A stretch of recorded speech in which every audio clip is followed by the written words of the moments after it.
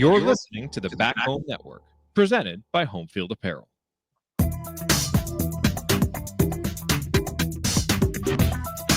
right, folks, welcome back to Crimson Cast. Scott here with you. I'm excited to get to our guest, Connor. We'll get to him in 1 second. We're going to be quick because he's got a shorter timeline today, and I like to talk.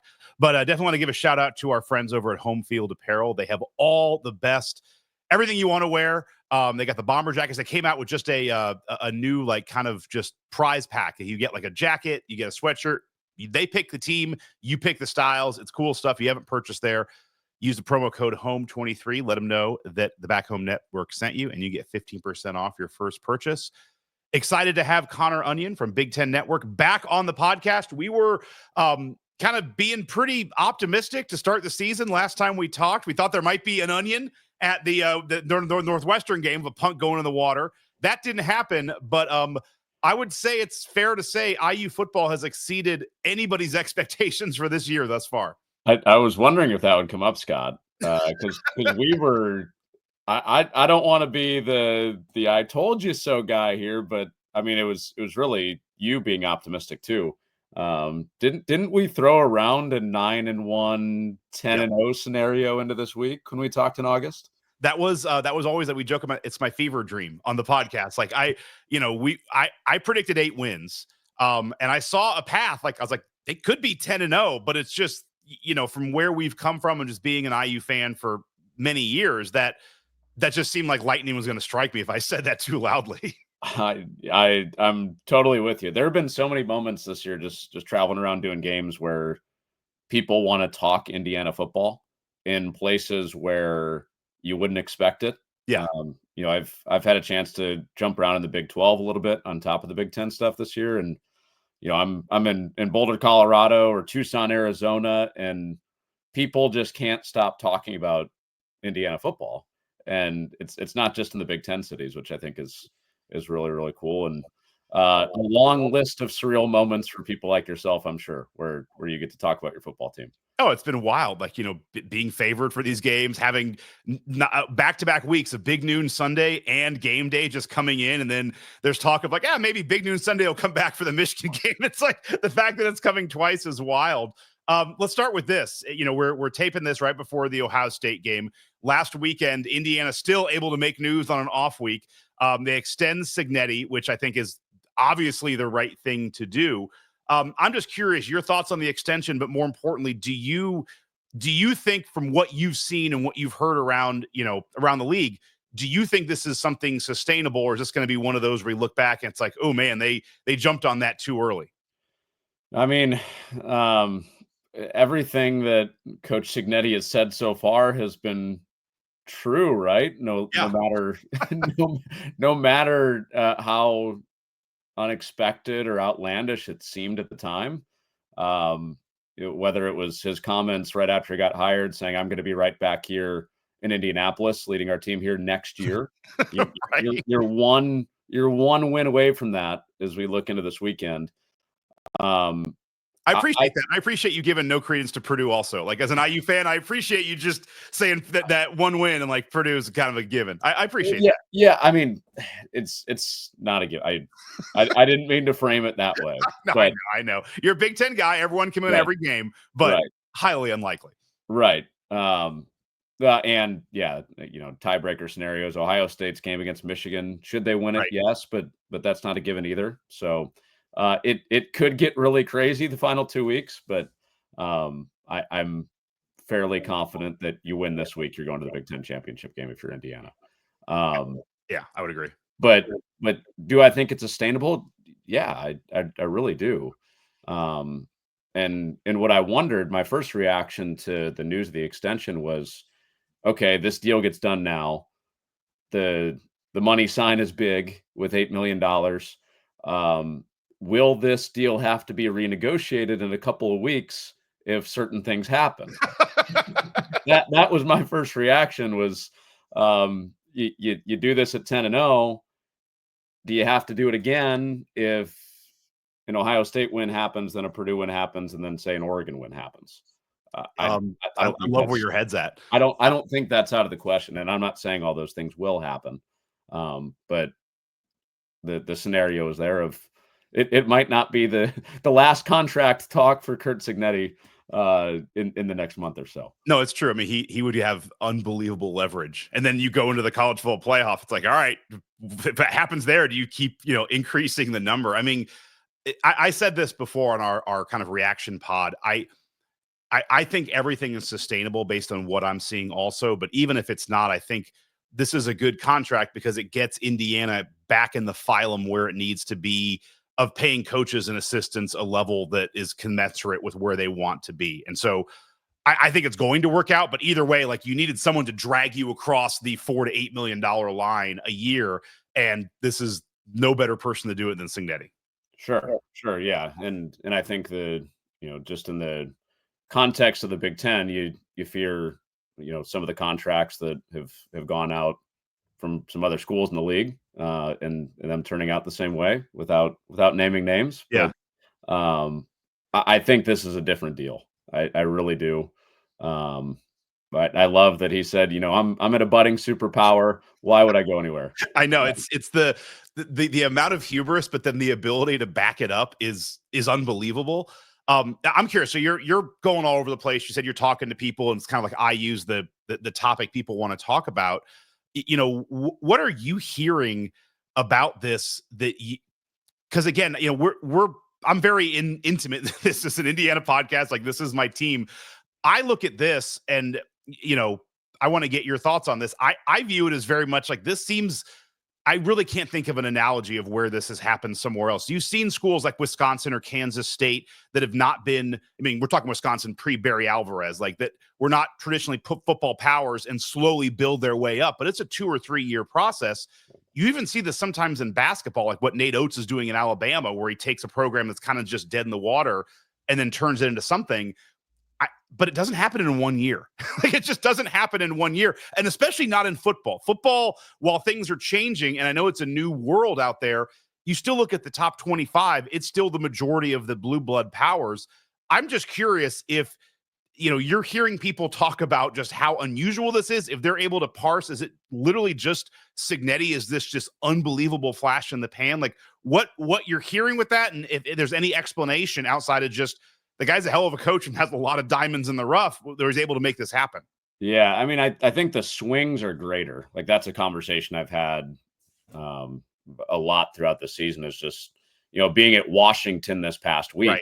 I had their Friday night game against UCLA, and that was a big topic of conversation with Jed Fish is just that, he's got to be one of the only people that's ever taken over an 0-12 program like he did at Arizona, and then taking over a 12-0 program like he did at Washington, and just the mood swings and the ability to, like Curt Cignetti has done, bring in a new roster right away. I don't know if I'm adding anything new to that conversation. I think a lot of your fans understand that, but that's what's kind of cool and also unfortunate in some ways. Like in Washington's case where they lost basically their entire team, only 3 starters came back, and they go from, national championship game to 6-5, which I think is still a big accomplishment for all that they lost. But I think that's just kind of where we're at. And it leads to, a lesser known brand in the football space like Indiana being able to do this. But it's been talked about a ton. This is just kind of what Curt Cignetti has done, right? Yeah. I don't think it hasn't been in the mainstream, but now it is, and there's no secret about it. Yeah. I'm assuming this is the case, like for the Big Ten network of which you work. So I'll ask this kind of gingerly. You got, there's always the thought, like in the NBA, it's like, oh, they want to have the Lakers and the Celtics. They want to have their brands in there. And like, it's always kind of a wink, wink. Like, all right, like when the Pacers were playing the Knicks this last year in the playoffs, it's like, man, they got to beat the refs too. Cause the NBA wants the Knicks in the Eastern Conference Finals, whether that's true or not. Is this something where, is the Big Ten overall like happy with something like this as a media piece, or is it like we just rather continue to have Ohio State, Penn State year over year? Do you think there's like actual excitement of like, hey, we're excited to the idea of like a budding superpower, as insane as that sounds, but we'll come to that in our preview next year. But is this something that, as a Big Ten network, from the media perspective, it's like this is good because there's more storylines, or would they rather just continue to have the same blue bloods going at it year in, year out? Yeah, obviously this is not a reflection of anything internal with the conference, Right. because I'm not in those meetings. But personally, I think it's a really good thing, just from telling the story of the league. You have the traditional powers of Ohio State and Penn State that are in playoff contention, are in the top 5 as of this past week's college football playoff rankings, and should be again this week. Having four of the top 5 teams is a really good thing, but the variety of those teams, you have one of the new members, Oregon, you have 2 of the traditional powers in the league, Penn State and Ohio State, and then you have this budding story of Indiana.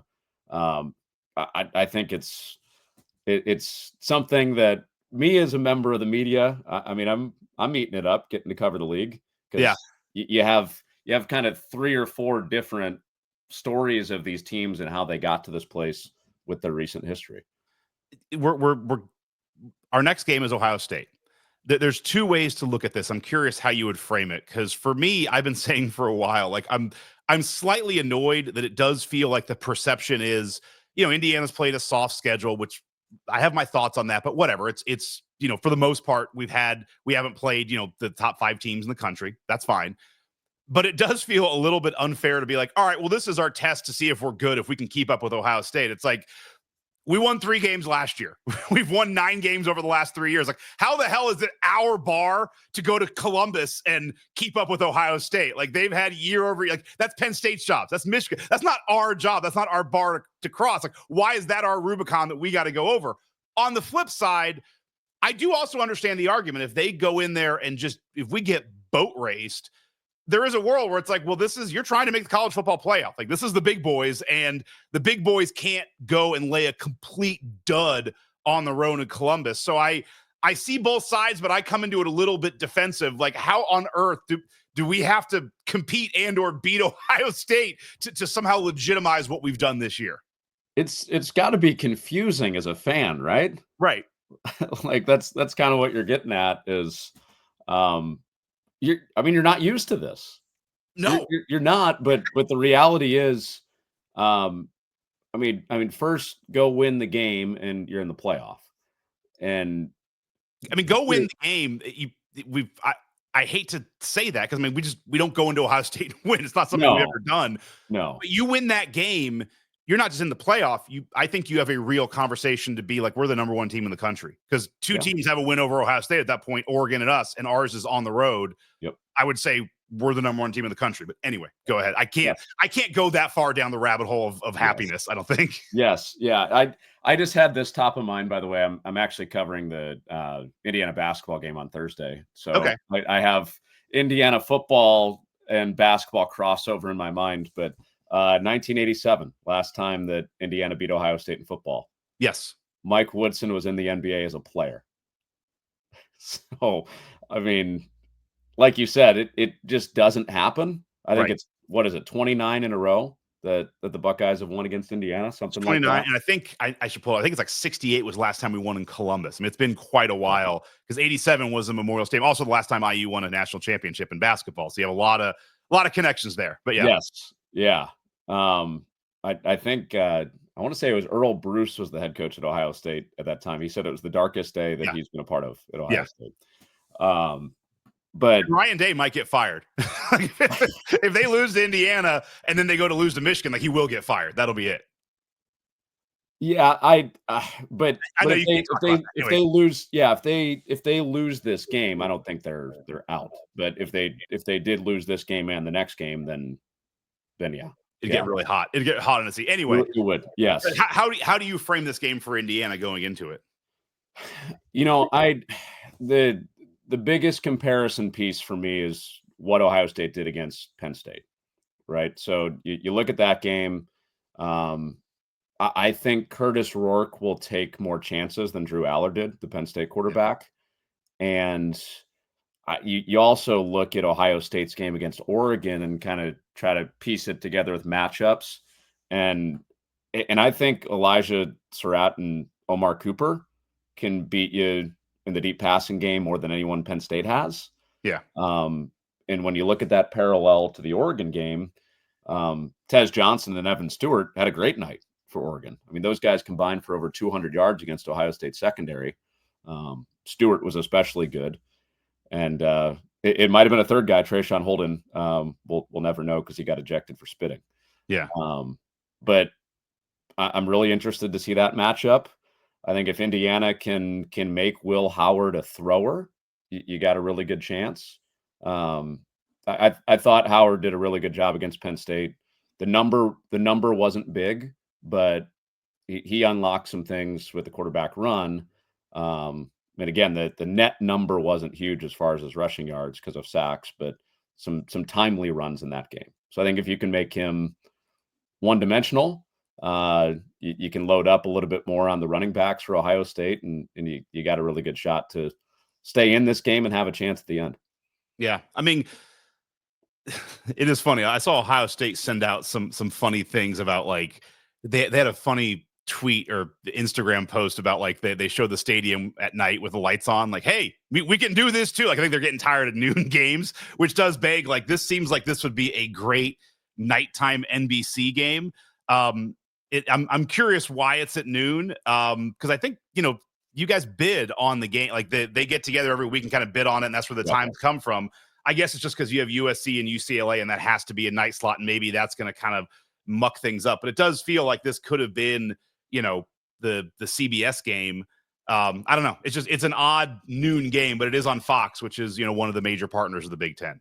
Yeah. The big noon slot will be Gus, Joel, and Jenny, and I think it's going to feel big. I really do. And if we were looking at the schedule, like if we could go back when you and I had our conversation in August and pick out the biggest game of this week in college football, I think we would have probably bet on Alabama, Oklahoma. Yeah, maybe Texas A&M, Auburn, Wisconsin, North Nebraska, or USC, UCLA could have been like the biggest game in the Big Ten. Yeah, right. Or even in the Big 12, maybe like Iowa State, Utah. But this is the one. This is the one, and I think I think our crew at Fox is going to put on a really good show, and I think the game will kind of match what is a top 5 matchup. I really can't wait. I have a Friday night game. I'm actually doubling up and have a Saturday game, but not till 7 Eastern time. So I get to kind of be watching this. Get to kick back and just enjoy this one as a college football fan. So I got to ask you, like, as a broadcaster, if you're doing this game, like if you're Gus Johnson, do you load up a couple of, like, all right, I'm gonna have a if Indiana wins line, like, do you load some things in your head ready to go? So you're like, Indiana, God, Cignetti. Do you load stuff up? Because I felt like when we beat Nebraska and he was on the call, he had a couple of those, like, one was like, they said they haven't played anybody. Well, they're playing someone today or something. Like, so do you load stuff into your head like that, like for both ways? I mean, you have thoughts going into the game, obviously, of, here's a theme. Yeah. Here's kind of what's being said externally and internally about Indiana and Ohio State. But this is just my personal preference. I don't really like to script much, even like our opens, like our 2 minutes where we come on camera to start the game. I have bullet points and stuff to kind of set the scene, but I don't know. I feel like it's just more natural, and I'm one with the game. Yeah. You, the fan, if I'm just kind of reacting. So I don't know. That's a really good question. Like, if you were to sit me in the seat right now and say Indiana wins in overtime on a Curtis Rourke run to the pylon where he reaches and happens to touch the pylon. That's got to be a Penix throwback. Yeah. You got what I was getting at. Yeah. Like if something like that happens, of course you gotta reference the Penix play from a couple of years ago. But that would be, I mean, I hope it happens. I hope we look back on this podcast in like 140 hours and be like, oh my God, Connor, you called it. That would be, I mean, but that's the thing. The thing that I do love about Cignetti is, and I've wondered this before, and I forget his name. There's the the high school coach in Oklahoma who just doesn't punt. Like, he goes for it on fourth. This is like 12 years old now, but he won like 3 or 4 state titles in a row. And I'm also a basketball fan. I think basketball has become very progressive and like, hey, let's just try a bunch of new ideas. What if we just shoot a bunch of threes? And like, let's just go to the corners. Like, on a fast break, let's give up, not do the layup and shoot for a three. It does feel like football has never had that as kind of a mentality. It's always very, hey, you punt 4th and 1, you got to punt, you got to give up the ball. Like, a minute to go in the end of the second half, like, yeah, we're just going to go to halftime and, don't want to risk it. It does. I really enjoy what Cignetti does, where he's always going for it. Like, he's going to go for it on 4th. He goes for it on 4th. I'm like 4th and 7 on his own 32. To your point, if it's an overtime game and we have the ball first, I think there's a world where, I think no matter when we get the ball, I think we're going for 2 on that first try. I love that aggressiveness. And I think it does help us to put the other team on their heels. And I think it helps our defense because the other team's offense is always struggling because they're like, we got to score every single time because Indiana's just going to keep pushing and keep going for it all the time. Yeah. Yeah. It's an interesting parallel, right? Because the Detroit Lions have become known for that with Dan Campbell the past couple of years. And they have a similar story to tell that Indiana does. Yeah. So it's interesting to see, franchise that hasn't won in a while. Indiana hasn't won in a while. You have these aggressive head coaches. And I think the challenge, I don't know if I'm sure Curt Cignetti wouldn't say it this way, but I think the challenge will be, say you win this game, how long can you kind of keep that house money mentality of, we haven't been here before, let's keep being the team that goes for it 4th and 2 in minus territory. Yeah. And I would expect that to continue because Curt Cignetti has shown that he's willing to do that over and over again. But I think it also helps that, you've got the best run defense in the Big Ten. Yeah. So you can, there's also the strategy of that. It's not just a, hey, house money thing. It's, we can trust those guys to go stop the run. So one of the things of Cignetti that I've been really impressed with is, throughout this year, you hear Urban Meyer on the big noon Sunday show or Saturday show, like, just glowing, talking about, like, I love watching film on this guy. Like, I love what he's doing. Obviously, Saban has a lot of nice things to say about him. He was on Saban's staff, so I would kind of expect that. But still, Saban also isn't like the super, kissing coach's ass kind of guy. Like, Saban keeps it close to the vest. I'm curious, are you, obviously when you're going into other games, you're talking to coaches, you're not like, hey, let's talk about Cignetti when you're doing like a Washington game. You're not doing that. But have you heard any of that just in your circles pop up of, when teams have watched Indiana on tape and what coaches are saying? Because to me, that's the part that makes me the happiest and makes me feel like it's the most replicatable. Is this isn't just, we've had a couple good breaks or things are going good on vibes or we have things kind of rolling. There's a lot of coaches out there that I respect as good coaches who continually say, man, when I watch tape, this team is something different. I'm curious if you've heard the same thing in your circles. Yeah. I mean, side conversations in some of our meetings when we've covered the Big Ten this year of a lot of comments of, these guys are real. We usually get time with head coach, offensive coordinator, defensive coordinator, and as the bigger wins have started to stack up for Indiana, there's been more of that in our meetings. Nothing crazy, I would say, because how coaches can get in tunnel vision, but like when there's been some crossover film, it's definitely come up of, hey, this isn't just some nice, cute story. Like, they are substantively impressive. And it's not just winning the PR game with Indiana. It's, you don't just randomly hold Michigan State to negative 36 yards rushing. Like that doesn't just randomly happen with doing a couple of good interviews and beating up on teams you should beat non-conference. Like, there's substance and legitimacy to what we're seeing. I'll get you out of here on this. I'm curious I don't know how to ask this the right way. Like, I've been saying this for a while, that I think maybe the question is like, at what point total does Indiana really put themselves in trouble with the college football playoff? Like, I think they can lose at Ohio State, beat Purdue, and they're in the college football playoff no matter what. But I think there does come a point, like if they lose, 56-0 at Ohio State, I think it gets a little bit more perilous. But I still look at it as, and I will say these things so you don't have to, but like it is a business. This is run by the Big Ten and the SEC. And so if Indiana doesn't get in, there's not another Big Ten school that's going to get in. And it's not like the Big Ten or the SEC is super excited about bringing other conferences. Like they want to stack this playoff with as many teams as they can from their conference.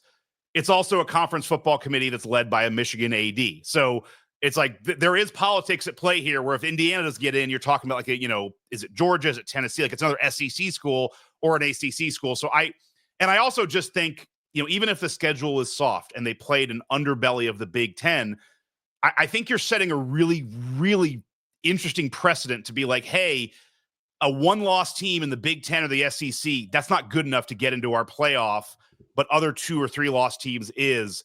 I think there's a lot at play, but I'm just curious asking you, like, is there a way that Indiana loses at Ohio State if it's, is there a point total? Is there an eye test that it's so bad it would invalidate them, even though everything I laid out there makes me feel like I think they're getting in either way?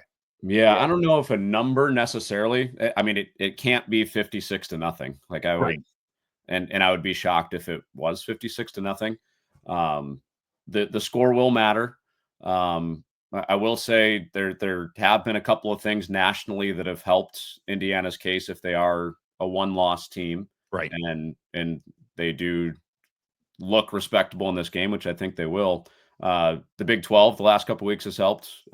BYU's loss this past weekend to Kansas. Yeah. I think that means that the Big 12 is probably going to be one team into the playoff. Iowa State had been inside the top 10, but lost 2 games. So that takes away a potential bid steal. The SEC one is interesting. I've kind of mapped this out in my head of if you're an IU fan, you're rooting as hard as you can for Texas, I think, because if Texas at 9-1, they beat A&M in their final game, that's 3 losses for A&M. Right. They'd probably play another 2-loss team in the SEC title, give them a 3rd loss, and then you're looking at probably 2 SEC teams that you're comparing yourself against, which will probably be, I would guess, Tennessee or Alabama, Right. or Ole Miss, who's still in that mix. But I think if it's close, you look at the 1 loss versus the 2 loss, and there's your tiebreak. But obviously, it's not as simple as that with what we saw with Florida State last year.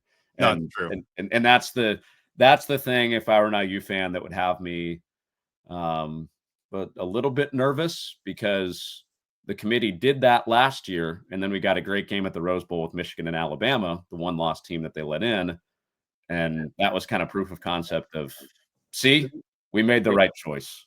We got a good game out of the selection we made. But yep. No, I agree, and I think for Indiana, what's playing in their favor is, I mean, if they beat Ohio State, this is all moot. Like they're in. That's a huge win.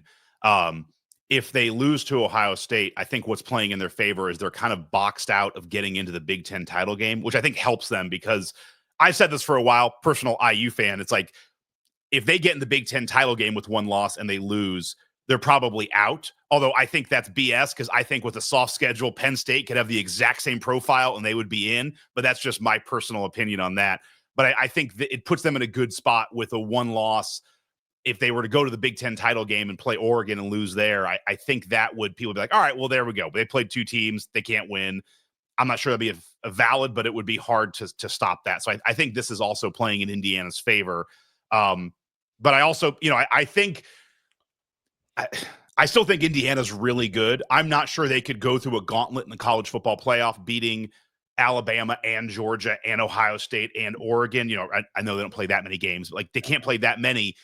They're going to need some breaking to happen, right? And I think this weekend is huge for them, because I do think to get out of that first round, the types of teams are looking to play, whether it's Tennessee or Alabama or Georgia, those teams that are in that first round, I think Indiana has a shot if they play them in Bloomington.